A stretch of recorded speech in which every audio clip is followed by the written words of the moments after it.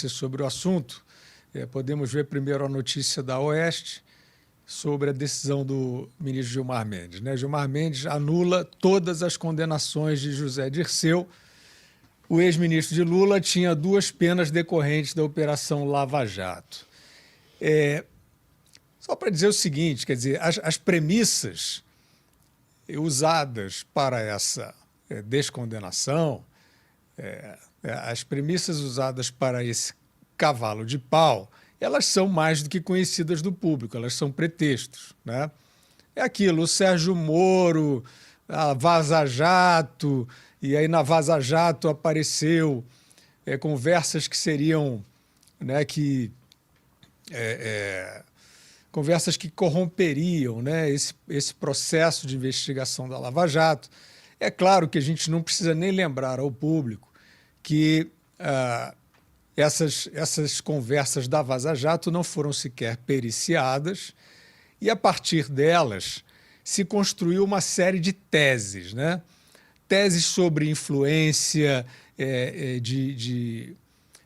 influência entre procurador e juiz, teses de tentativas de manobrar sentenças, e nada disso é demonstrável na Operação Lava Jato, né? Nunca houve, cotejando as conversas vazadas na Lava Jato versus as sentenças encontradas, em nenhum momento você diz, não, essa conversa aqui foi preparatória para uma manipulação dessa sentença.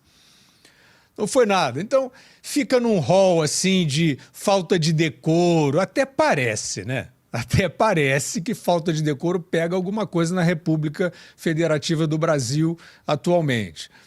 Mas vamos lá. Essas premissas cambaleantes, elas foram usadas também para descondenar o Lula, né? Tanto que o William Bonner declarou, né? O ministro William Bonner declarou, né, naquela famosa sabatina, candidato, o senhor não deve nada à justiça, né? Quer dizer, ele parecia ali quase que um porta-voz, né? Era uma sabatina, ele tinha que perguntar, mas ele achou, né? O Bonner e a TV Globo acharam que era o momento de dar essa credencial ao Lula. E essa credencial proveio, né, ali de um relatório do ministro Fachin, que é o caso do CEP, né, que diz, não, aquilo tudo aconteceu, aquele processo todo correu no lugar errado, na jurisdição errada, na vara errada. É claro que é uma outra premissa cambaleante, porque tratava-se de corrupção na Petrobras. E a corrupção na Petrobras é nacional e internacional, e chega até o pré-sal. Então você teria que ter aí uma vara submarina, né, para ter isso correto. Premissas realmente lamentáveis, mas e aí que é o ponto, né? Essa coreografia, mais William Bonner, né, fazendo a lustração, a embalagem, né? Candidato, o senhor não deve nada à justiça. Isso foi suficiente? Porque, assim, é claro que do PT, vocês acham que eu vou ficar pensando no PT? O que o PT faz, o que o PT fez? Eu sei o que esperar do PT. Você também sabe. Agora, o que a gente esperava um pouco diferente, e esse é sempre o meu foco. Eu vou dizer assim, não, mas o STF não poderia ter apreciado esse processo assim. Eu não vou gastar um segundo com isso. O Fachin, né, militante lá, simpatizante do MST. Poxa, eu não esperava isso do Fachin. Claro que eu esperava. Agora, a gente não esperava de boa parte da sociedade esclarecida que embarcou nessa história vergonhosamente. Esclarecida, eu estou falando meio acadêmico, meio artístico, meio empresarial, meio jurídico, né? Todo mundo achou que dava para meter aquela do Bonner. Candidato, o senhor não deve nada à justiça, então foi todo mundo tomou um banhozinho, né? Assim, tipo, o homem sem passado, vamos lá, estamos todos juntos contra o fascismo imaginário, né? É uma história tétrica. A gente aqui, eu particularmente, não tenho a menor vontade de ficar apontando o dedo para ninguém. A gente é contra isso, eu sou contra isso, né? Ficar aí e tal, dedurando, né? Porque está na moda isso. Agora, nesse caso, seria um pouco de cinismo da nossa parte não dizer que essas premissas muito precárias, para usar uma palavra simpática, serviram para muita gente aí que continua aí, economistas, os do Plano Real, sempre cito, né? Os economistas do Plano Real, perdoem a ênfase, os economistas do Plano Real, com aquela bagagem intelectual, né? Com aquela solidez, né? O domínio de valor, homens cultos, né?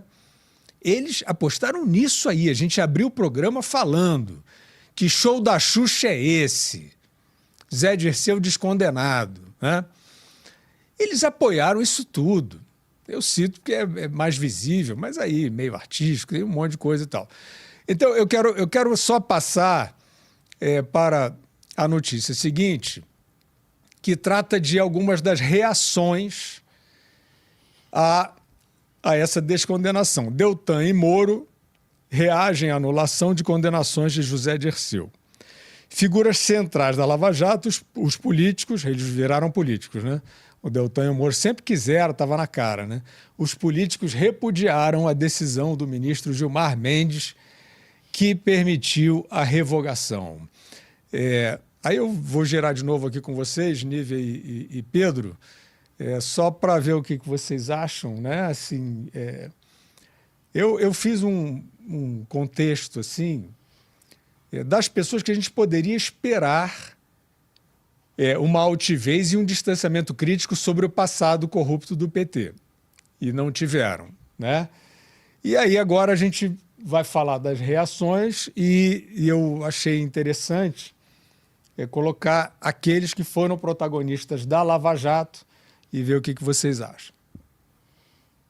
Bom, eu observo que quem acompanha aí o Sérgio Moro nas redes sociais, que é senador, né? Deltan, ele não é mais político, né? Mas o Sérgio Moro é senador. Eu sempre reparo que fica sempre no campo do repúdio. No campo do repúdio, no campo do repúdio. E a gente espera mais de um senador, né, do que isso. Afinal de contas, o Senado é quem pode tomar providências em relação ao que acontece no país, né? E a gente não vê. Então, é a mesma coisa que a gente ficar aqui na bancada, lamentando a situação atual, e o senador faz a mesma coisa. E nós... Imagina. Os senadores, né, fazem coisas... Eu entendi o que você falou, né? Coisas muito parecidas com o que a gente faz aqui, que é o repúdio. A gente não repudia. Que é o que nos resta faz fazer. A crítica, a gente, né? Exato. Mas não estamos na Bobo News ainda, não sei se hoje teremos, né? Não sabemos. Não sabemos, nunca sabemos. Eu não sei de nada. O roteirista desse roteiro é caótico. O roteirista desse programa. Agora, eu quero dar uma informação em primeira mão para vocês. Sabe quem o Sérgio Moro citou? Não, mas já estou rindo. Sabe quem o Sérgio Moro citou na tribuna do Senado ao repudiar Nívia Calmar a descondenação do Zé Dirceu? A Acemoglu. Vocês não estão lembrando do Acemoglu? Não estou lembrando, não. Refresque a nossa memória. Acemoglu, Xoxana, Piketty. Xoxana. Como poderíamos Todos esquecer? Xoxana, Acemoglu, Piketty. Aquelas pessoas da carta. José Graziano, do Fome Zero, que nunca Todos aconteceu. da cartinha. As cartinhas. Simplesmente, esses intelectuais com que eu estou lendo aqui, eles são os signatários de uma carta apoiando a censura do Twitter, do X no Brasil. Então foi esse personagem que o Sérgio Moro resolveu citar. Eu estava vendo o discurso do Moro, né? E ele estava falando enfim, ele estava fazendo as ressalvas, né? a decisão do Gilmar Mendes, né? Então ele estava dizendo que havia ali provas de que o José Dirceu recebeu propina, né? O Sérgio Moro... Eu estou olhando para a câmera certa, não?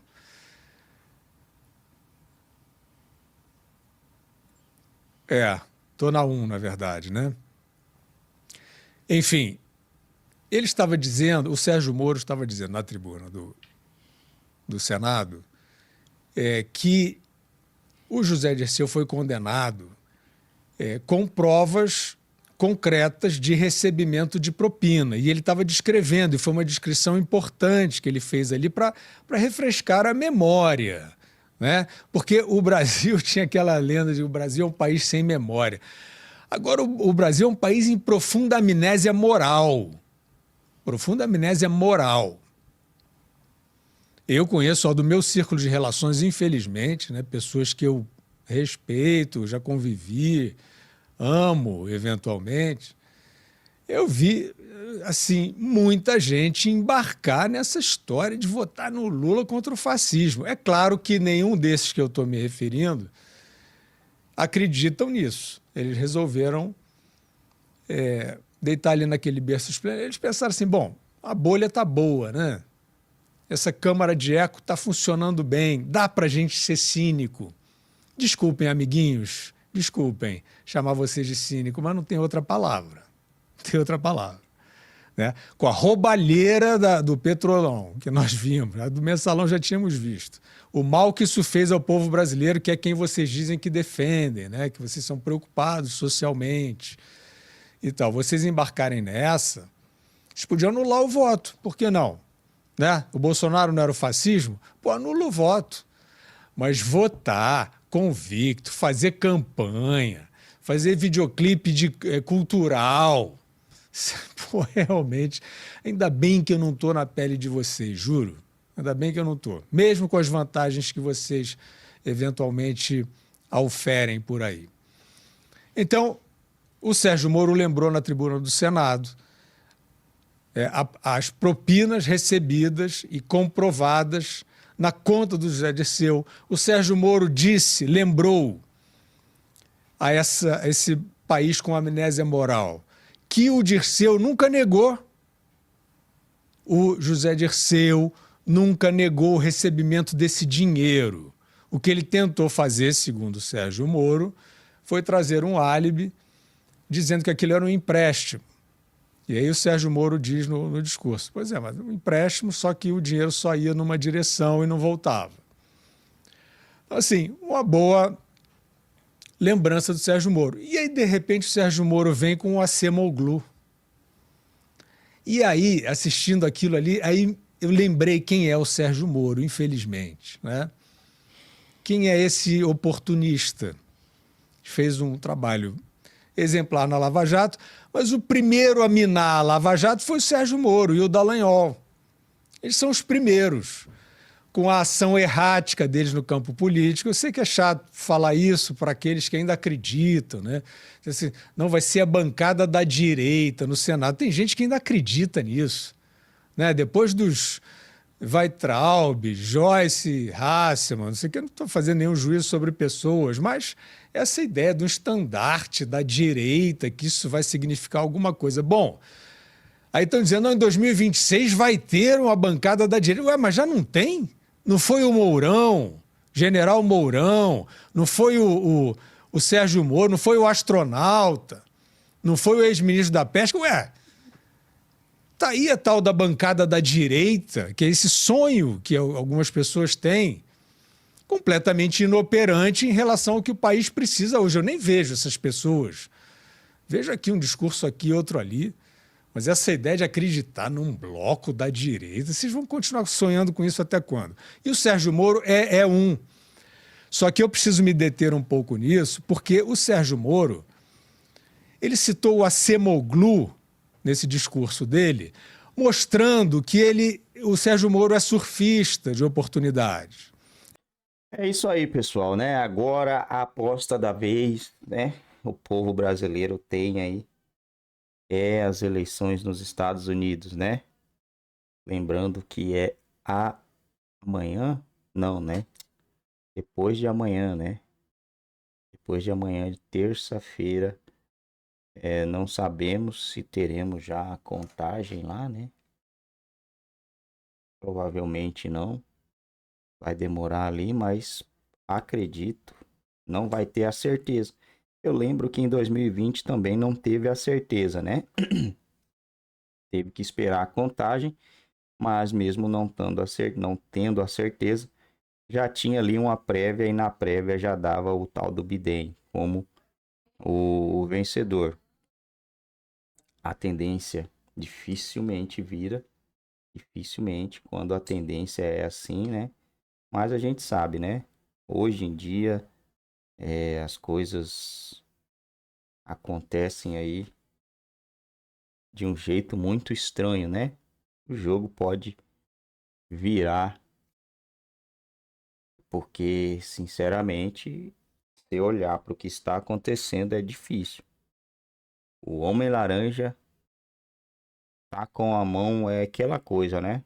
Com a mão na taça. Se a gente levar aí pro lado de futebol, é como se ele tivesse ganhando o jogo por 2-0, pô, faltando aí 2 dias, ele tá muito na frente em comparação para 2 dias em questão de colégios, né? Poderíamos dizer aí que tá 2-0 o jogo aos 45 minutos do segundo tempo e a gente teria ali 7 minutos de acréscimo. Difícil empatar um jogo e até virar em 7 minutos de acréscimo, né? Mas, como eu disse, no mundo que vivemos hoje, tudo pode acontecer. E aí, meu irmão, a gente tá apostando nisso. E é para se apostar mesmo. Por quê? O ministro do cara vai ser o tal do Elon Musk. É, ministro. Aí tem um cara aqui que meio que bloqueou a rede social do cara. E sem ser ministro, sem ter o poder que ele vai ter a partir do ano que vem, ele bateu de frente. Você imagina ele com esse essa poderama toda aí. Aí que ele vai partir pro confronto. Aí que ele vai buscar todos os recursos possíveis. Por quê? Enquanto o Brasil se declarar um país democrático, se é declarado um país democrático, tem que ser democrático, né? Não é declarado uma ditadura ainda. E se fosse, aí o Musk não ia poder fazer nada, né? Não ia ter o que fazer. Ia ter que enfiar o rabinho entre as pernas e, pô, já que é assim, né? Beleza. Mas não, o Brasil se declara um país democrático. E por ele se declarar um país democrático, ele não sofre as sanções que, no caso, muitos países aí sofreram. O Brasil não tem o preparo que a Rússia, né?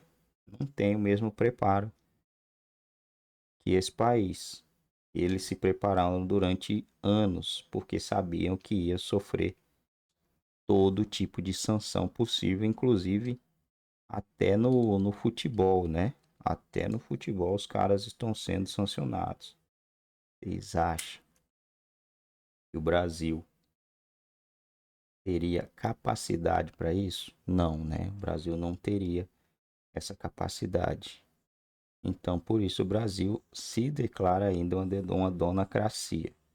E se declarando uma donacracia e não tiver cumprindo aí, vai sofrer sanção se declarando ou não.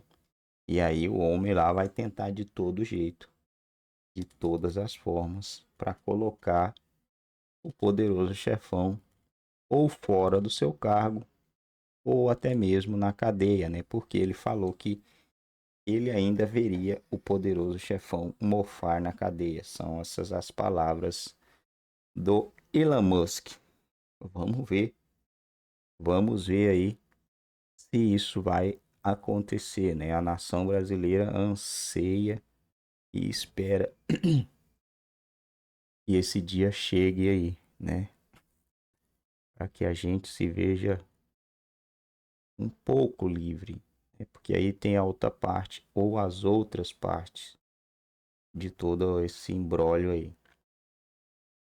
Enquanto isso, nós vamos aqui mandando energia positiva para que aconteça o que está previsto, né? A previsão é o homem voltar em janeiro, ou lá em janeiro também, né? Em janeiro agora de 2025 e voltar com tudo e para fortalecer também aí os stakes.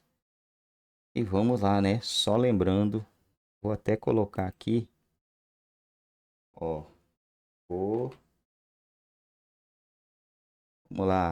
lá, meu amigo. Não tem nada de surreal acontecendo, né? Nada, nada. Podemos, semana que vem, ver algo inédito aí. O dólar a R$ 6. O dólar fechou na sexta-feira a 5,87. R$ 5,87. Cara, isso aqui é loucura total. É muito doido. É muito doido isso aqui, gente. Meu pai amado. Não imaginava assim, né? Imaginava, mas não esperava. Vamos ver onde que isso aí vai parar.